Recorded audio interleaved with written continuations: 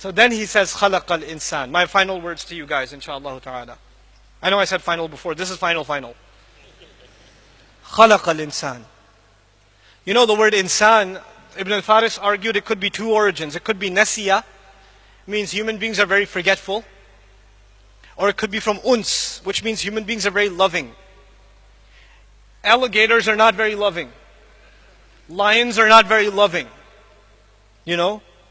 Other animals, they have some love, but not like human beings. We can even show love to other animals. We can show love to other human beings. We can show love to strangers, right? We have that ability. So we have uns in us. They are wahsh and we are uns.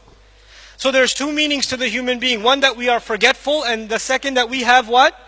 Love. Allah chose this message perfectly for people who are forgetful. For people who are forgetful. Because when people forget, what do they need? Reminder. And one of the names of the Quran is reminder. In huwa illa dhikrun. Kalla innaha tadhkira. Wa dhakkir bil Quran man yakhafu wa'id. Quran is reminder because we are insan. So he says, I taught the Quran because you're insan. You forget, that's why I gave you a reminder. You keep forgetting, so I keep reminding you over and over again. That's why I did that. Subhanallah. And the second is love. You don't just give love, you are looking for love. If you're looking for love and you have a hole in your heart that you need to fill, this word of Allah will fill it. This word of Allah will give you, you'll appreciate the love Allah has for you. The honor He's given us. How high His word is. وَكَلِمَةُ اللَّهِ هِيَ الْعُلْيَا, He says in Surah At-Tawbah. The word of Allah is the highest there is. There's nothing higher than the word of Allah. Al-Ulya, the superlative form is used. You know what that means? There's nothing higher than the word of Allah. And yet that word of Allah, anzalahu, He sent it down. Can you imagine? The highest thing was sent down. For who? For you and me. That's what you call a gift. I don't deserve that gift and you don't deserve that gift. That is an act of love of Allah. Who is going to accept that invitation from Allah? If Allah called Himself a teacher, who will refuse to be a student? You know? And if you start now, I don't care if you're 70 or 7, if you turn to Allah and say, Ya Allah, I want to learn your book. You called yourself a teacher and I want Ar-Rehman to be my teacher, so I'm ready to be his student. Then it does not matter whether you know a little bit or you know a lot. Because you began with Ar-Rehman, there will be barakah in your learning.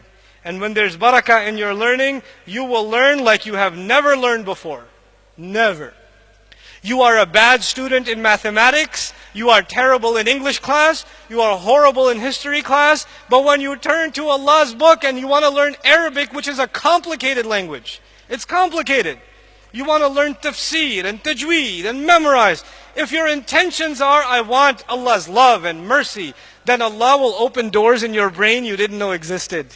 And it'll become easy for you like nothing else. You know, in college I was a terrible student. Terrible. I was a bad student. I only signed up for the courses in college that my friend took. Because he would take the notes.